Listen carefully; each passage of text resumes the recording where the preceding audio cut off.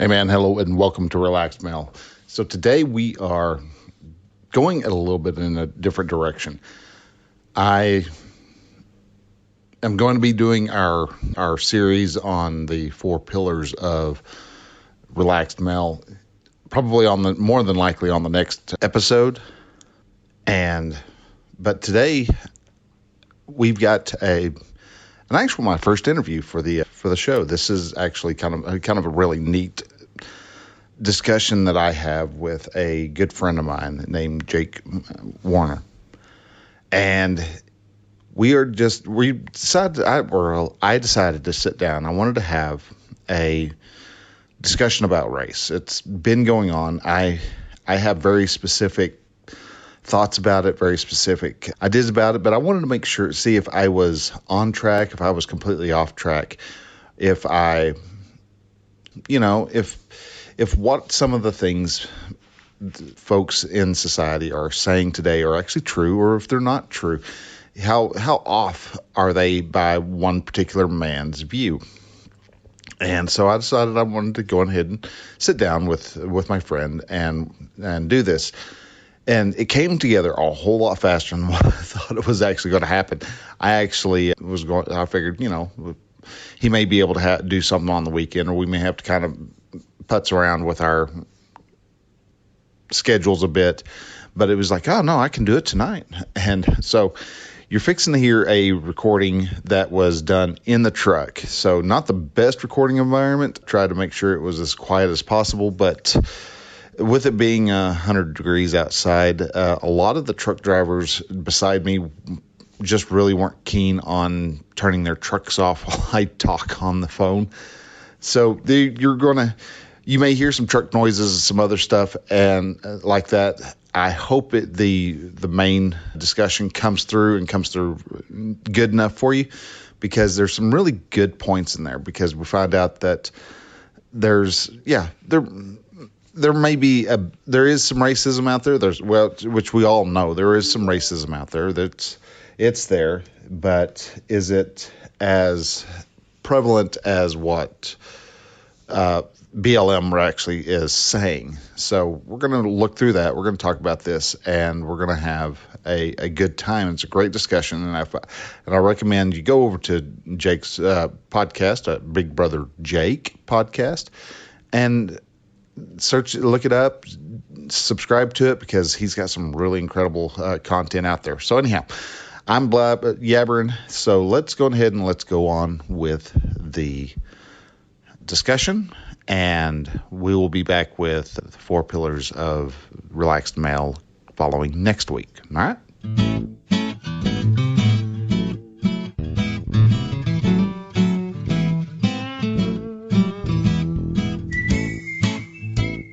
Hello and welcome to Relaxed Mel, podcast that helps men change their relationship with themselves. I am your host, Brian, and I am a men's life and mindset coach who is here to help you understand that you don't have to suffer at your own expense. You can live your dream, and I encourage you to set, then pursue your goals. So join me as I change the mindset and attitudes of men so that they can be the leaders of their families and their destinies.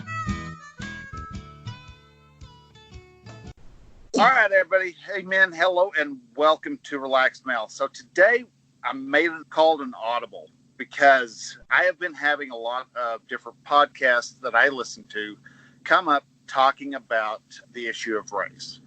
And there's certain things about the discussion, and I started to feel a lot of resistance inside of me. And I was like going, dude, there's a reason why you're having this reaction.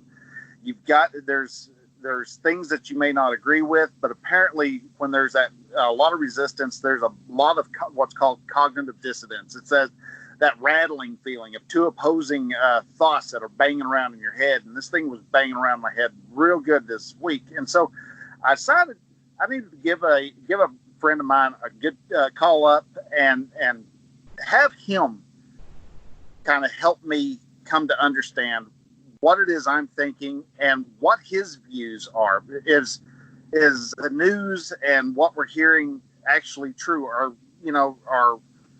black men in the United States pulled over a heck of a lot more for little to no reason why white guys can go down the road 10 miles faster than them and not be stopped at all. These are the types of questions that really kind of jumped in my head. And I mean, I'm not wanting this conversation to really go down a political lane, because this isn't a political show. This is a show to help us men become better men, so that we can help to lead our kids, and more specifically our sons, to become the leaders of the future. And so, guys, I want to welcome y'all welcome to the show Jake Warner of the incredible podcast Big Brother Jake. Jake, how you doing, my man? I'm good, man. It's good to see you. It's been a long time, brother. How you been? It has been. Now, since a lot of y'all have no clue, Jake and I were squids together. We bobbed around in the ocean on the great USS Kitty Hawk. We did, and we're in the same division, and just had a lot of memories, a lot of P-ways being mopped and waxed, and yeah, don't forget that buffer. Oh God, yeah, playing with that buffer. So, but anyhow, so let's go ahead and jump into it. Yes, sir. What is your experience with what a lot of people are wanting to call systemic racism? Are you seeing that? I've definitely experienced it in many aspects. I've been pulled over more times than I like to admit. It's happened in the workplace. I've worked in the entertainment industry for 21 years, and it exists. I'm not going to sit here and say it's been easy for me, because it hasn't, but I try to let my skills and my personality shine for themselves and let people judge me off my skill set as opposed to the color of my skin. But okay, I most definitely have experienced it. Okay. And so is it, and what actually and the reason why I kind of jump over to the car thing is one show that I listened to is the Ray Edwards show, and he had, I want to say his name was Fred Jones, Dr. Fred Jones. And he's an author, accomplished author, and he's just trying to really expand his business. And so he was talking with Ray Edwards, and Ray was having kind of the discussion that we were having. And he talked about where he was doing 5 miles over the speed limit down in Louisiana, and they just took him out of the car, put him in the back of the police car, and took him to jail. And Fred actually had to have his lawyer call down there, and within an hour or two, he was out. But still, just the fact of surprisingly hearing, it's just like by the sound of a guy named Dr. Fred Jones, and he's actually I don't know what type of doctoral he is. I think it's in English, but it's still he's a doctor. He's not someone who you would think would be some type of troublemaker. And right. So that was kind of the first real big wake up in my eyes. Like, well, okay, maybe there is actually something to everything that we're actually hearing. Right. And so how does somebody go about, if we're wanting to start trying to have a discussion, because I think that's probably what the key to what we're all needing to do. Absolutely, yes. Is start having, and more than just what the lame Starbucks, let's talk about race thing. Right. It's more of what do you think how does the discussion in your mind need to go start out? Because that's the hardest part, because we're all afraid of, well, how am I going to sound if I start trying right. Am I going to sound racist if I'm asking about race? And you've got all these fears that build up. Sure, yeah. I mean, as it is right now in this country, we're sitting on a powder keg, and it's everybody, not just black, not just white, not just Latino. It's everyone. We're all sitting on a powder keg, because a lot of it's classism.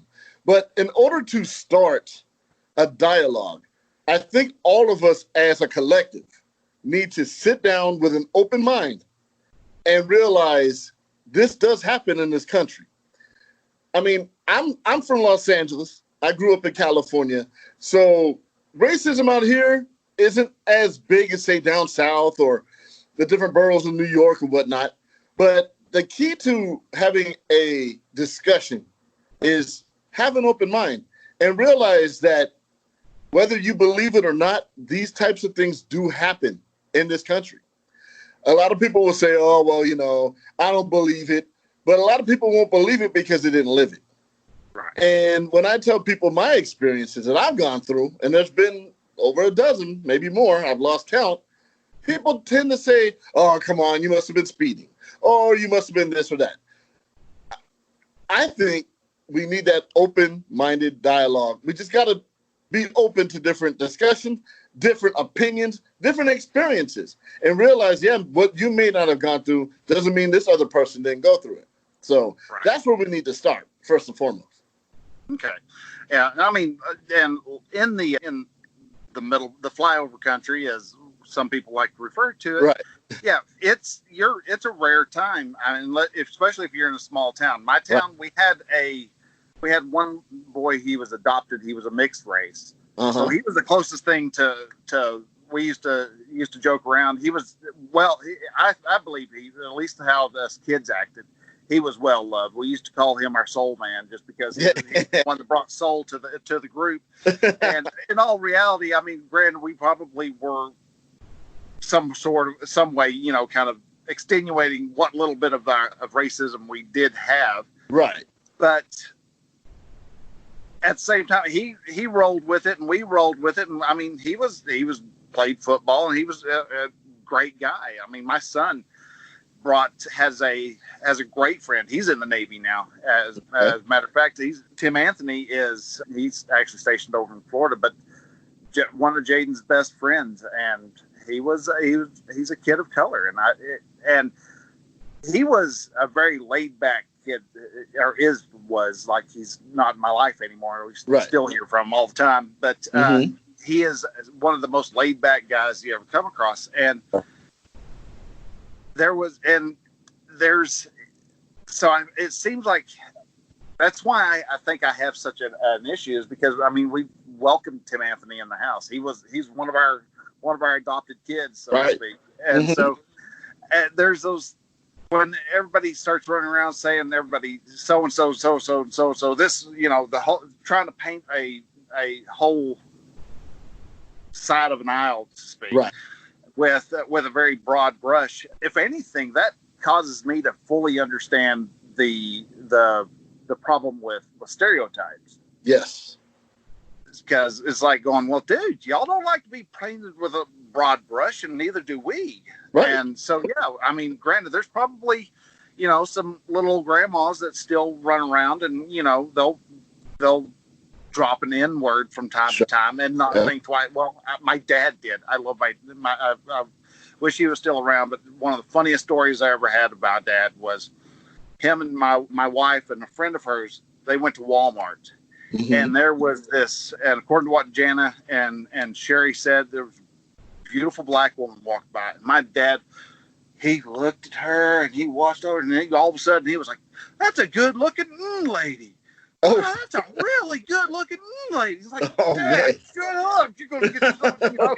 So, oops. And I know he was raised where he was back during that time. He was, and so he didn't really think anything of what the saying was. But I can understand that, because he did have a little bit of that, you know, that racism that he grew up with. Yeah. And whether he meant to or didn't mean to or whatever, I'm sure he passed some prejudices or thoughts that could be conceived as racism on to me. And these are things that I'm kind of starting to realize. And that's where I know that I don't know enough to know what I don't know. Right. Say that 3 times fast. I know there's probably already through here, I'm sure I have said a few things where you're like going, "Dude, shut up, dude. Oh, God, man. Oh, God, dude. No, you didn't say that." You know, so how do we, so with having a conversation and having that open mind, as you said, how do we have the conversation and not go to the point where we're popping our tops just because someone did a social blunder. Well, here's the thing. Anytime I get into these types of discussions, I go in with an open mind, and I go in wanting to learn the behaviors that people are exuding. Okay. All right. I understand certain generations use certain words because I got friends that live out of state, even in California, where they'll say a certain word and like, what? But I also have to understand it's a generational thing too. They don't mean to do it. It's just what they were taught. And that's the thing. We got to learn to understand our history of one another. You got to understand, even though it's these times now, some of us weren't raised, we were raised to think otherwise or hear certain words and it's comfortable in the family. My mother's white. So all her family's from one of the flyover states from Kansas. So, okay. One of the things is I heard that word a lot at a lot of the cookouts on my mom's side of the family. But what I ended up doing, instead of getting upset about it, I always try to make it a teachable moment.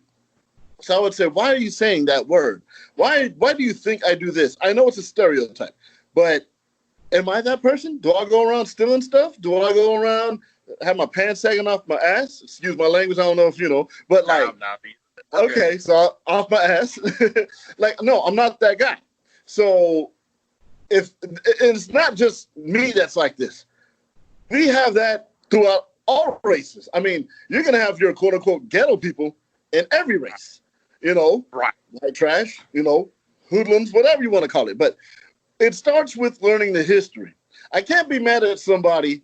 Say if I'm talking to somebody that's like 75 years old, I can't be mad at that person whatsoever because they don't know. They didn't grow up open-minded like that. But if I can show somebody or hear them out and they hear me out, that's where it begins. That's where we can build off one another and get to learn one another. And then eventually, oh, well, this person ain't like this or this person's not like that. And that's where it starts. We have to start by being open-minded, not being so damn offended by everything. Like, it's an offensive word. I hate the word. I don't even use it, amongst my own people, okay? I hate the word. I will not use it. But that's where we begin. That's what we have to do. Learn our backgrounds. Don't be offended. Be open-minded. Let it get out, and then learn why that person is using that word. Educate them as to why they shouldn't use a word or have that mindset, and that's where we can begin a really thorough dialogue. Okay, so to see if I'm fully understanding what you're saying. Yeah. So actually, when you're actually having a discussion, try using just a little bit of maybe empathy. Yes. To the fact that they. All right, yeah, he's a little bit on the dumb side. He's a little slow at the moment. Give that poor white guy just a little bit of grace, just a touch, So is what you're kind of saying. Yeah. And vice versa. I mean, you might have I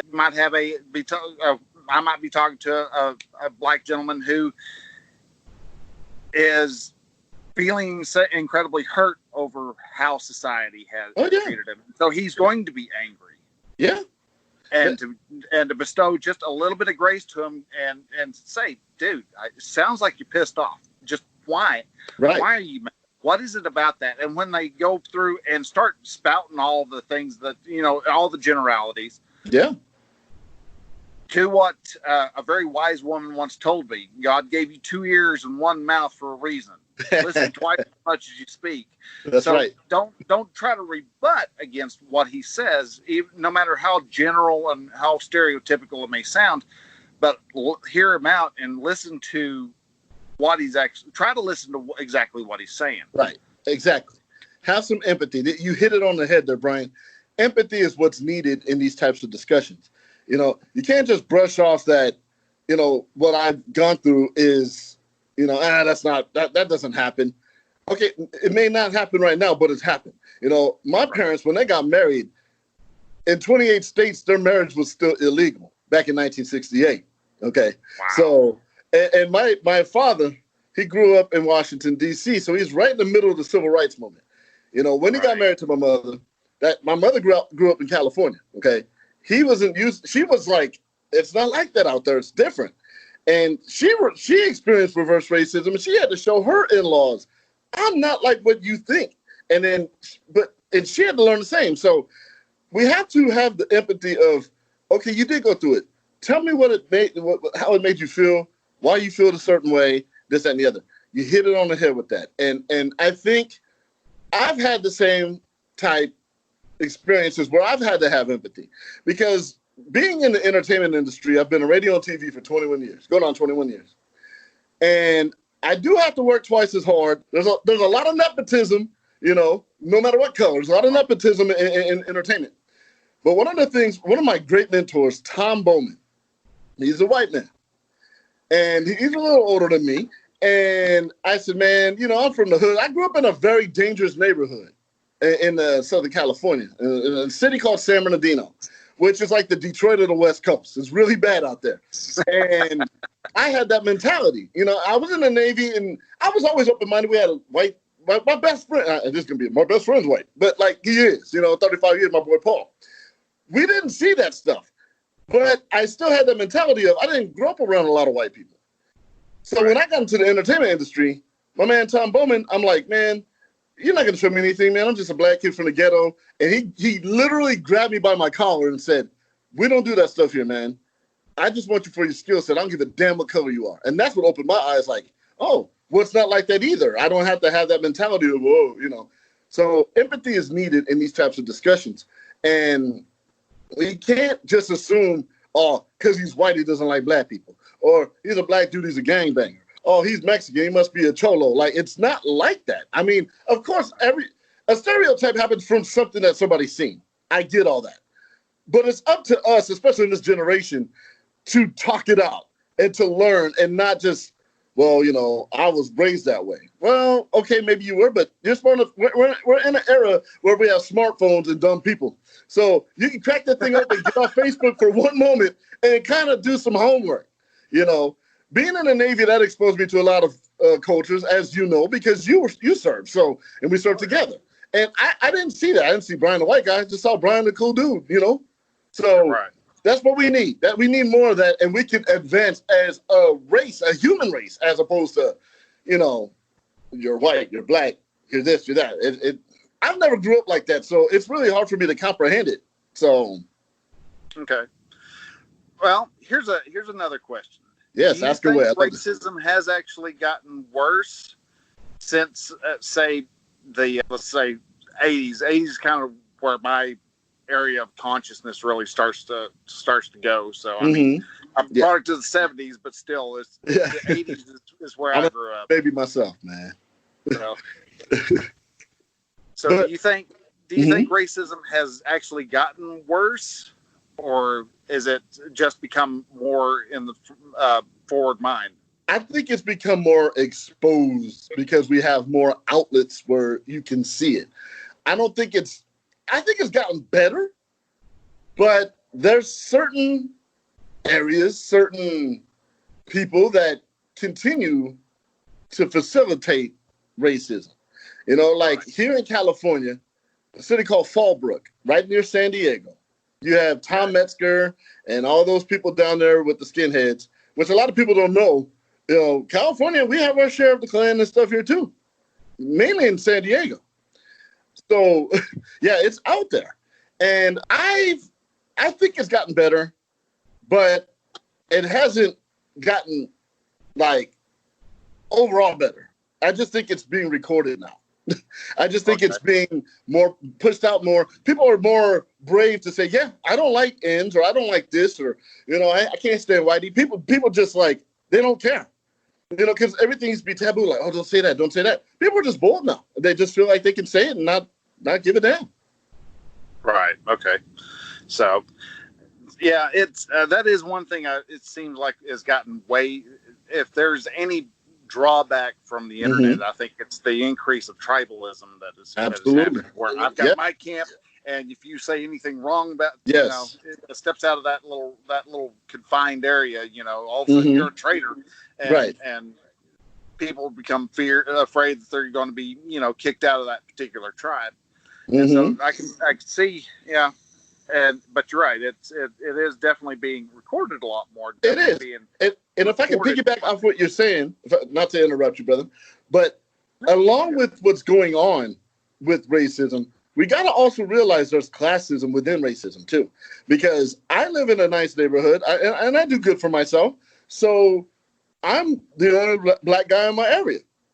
But I'm not looked upon as the only black guy. Because in reality, oh, well, if he can afford to live here and he's driving this car or this truck or whatever. Oh, and of course, what I do, I work for Los Angeles Clippers and Los Angeles Kings. That opens a lot of doors for me. So people assimilate, making money with a certain type, So there's classism involved in it too. So, yeah, it's out there. But classism has a lot to do with racism as well. It's very prevalent. Okay, so would you when you hear, and I really, this is almost as bad, at least to me, I have the same reaction, or a reaction almost similar to how people react to the N-word. Yes. The white privilege part is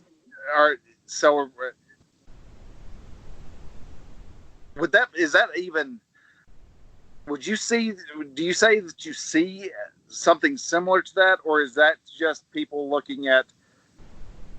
trying to look at race as the same class as what class it is? Well, when I get 100% what you're saying. When I hear the term white privilege, and this is what I think needs to be understood. White privilege isn't, I'm white, I've never gone through anything hard. Because I know white people that are rich, white people that are poor, white people middle class. It's not, here, I got a card, I'm whitey, I can get through. What white privilege is defined as, from what I've learned and who I've talked to, white and black, you go through a struggle, but the struggle isn't your skin color. So, for example, if two people are up for the same job, and somebody, like a black man has to work a little bit harder than a white guy. Right. A lot of that is based off of, he's white. But, that's white privilege. It's not, hey, man, get out of jail free card. That's not what it's defined by.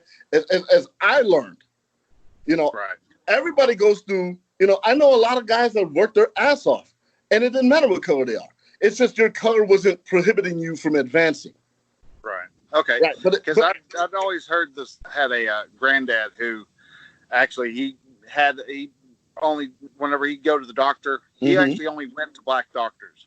Oh wow! And his reasoning behind that was because they actually had to work 4 times harder to get into college and to stay in college and graduate from there. So they knew their stuff is what he was always saying. So I mean, is that kind of what they're from what. Is that kind of what they're referring to as the white privilege? Is because exactly, and that's actually had to work harder. Right, and that's what I referred to back when I started in the radio and TV business. I knew there was people that I was way better than skill-wise. I could blow them away with my editing skills, voiceover, whatever. I knew I could do better than them. But I have worked for people that's like, we'll keep you here because that's where you're needed. I'm like, well, that guy can't do the job, and I know I could do it better. So that would be a sort, what you're talking about there. It's out there still, and people go through it. Also, if I piggyback off that, I'm not a fan of affirmative action either, because I don't want to be picked just because of my skin color. I want to make sure that I'm doing the job that's asked of me, and I know I could do the damn job. So don't have me in just because I'm black or because I'm white or whatever. If you can do the damn job, you can do the damn job. And that's why when California got, I was fine. I was like, okay. That's what we have to understand. Sometimes people will get picked because of their last name. If they have an EZ at the end, oh man, we can't hire him. And he might have 3 times better skills than the person that's picked. So it still exists, but we're getting better at it. But we have a long way to go. Right. Okay. All right. Well, that sounds like a place to kind of stop for the times. We're up to about the 30-minute mark. So before I let you go, yes, why don't you share with the audience who you are, where you can be found, what your show is about, and all right. My favorite part of the show, Brian. I get to plug my show. All right, so I have a podcast like you, which your podcast is amazing, by the way, Brian. I love it. I love how you go into depth about being being comfortable with your masculinity, and you can be open. So first of all, it's an honor to be on your podcast. Now my turn. My podcast is called The Big Brother Jake Podcast. I'm based out of Los Angeles, California. And my podcast, we're kind of like an escape from your day-to-day BS of what's going on. I'm not saying we don't touch on politics, but I kind of ban it from my show. I talk about empowerment. I talk about things like, I've had mental health issues. I'm going through a divorce. I'm a single dad. The dating world as a single dad. I talk about when I've been arrested, or not arrested, but like pulled over for no reason because of my skin color. Or when I've, messed up a chance to give with a beautiful woman. Like, it's everything and nothing at the same time. I guess you can call it like Seinfeld, where it's a lot about, a show about nothing. But we have fun, and I have certain guests come on. Like I've had Stephen A. Smith come on. I've had 6-time gold medal Olympic winner Amy Van Dyken. She's one hell of a swimmer. So I've had entertainment guests on. We talk sports. We talk a little politics. We talk life in general. Right. I try to relate to the people. It's a show for the people, and that's what we're about. The Big Brother Jake Podcast. Awesome. And we're on SoundCloud.com/The Big Brother Jake Podcast, iTunes, Google Play, Spotify, TuneIn, iHeartRadio. You can find us pretty much on every platform. Excellent. All right, guys, and follow him. Subscribe to the show because it's a great show. Thank you. You're there to be entertained and to learn at the same time. If there's ever been a good example of edutainment, I have to say Big Brother Jake does a good job of that. Appreciate that, man. Thank you. You're going to giggle somewhere along the way. At least I have. So, well, we're there to edutain, as you say. I love that word, by the way. That's what we do on the Big Brother Jake Podcast. Absolutely. Awesome. All right. So, guys, y'all take care. Thank you again for listening to Relaxed Mel. If you have any questions, comments, or anything like that, you know how to get a hold of me over at brian@relaxedmel.com. That's Brian with a Y. Or you can go to relaxedmel.com/contact and leave questions there. If you happen to like the show, please subscribe. It doesn't quite help me get up the ranks, but subscribing actually does help get up the ranks. Leaving the ratings and review just gives me a good social credit and 5 stars. Give them 5 stars, y'all. 5 stars. 5 stars. Damn it! And you can do that. You can leave a review over at iTunes by going to relaxedmel.com/Apple. Or if you are on an Android, you can also go to relaxedmel.com/Podchaser, and that'll take you to the Podchaser site, and you can leave a rating and review there. Those guys are doing great job of having the IMDb for podcasts. So with that, guys, I thank y'all again, and we will catch y'all later. Jake, man, it's been a pleasure. It was an honor to be on your show. Thanks, brother.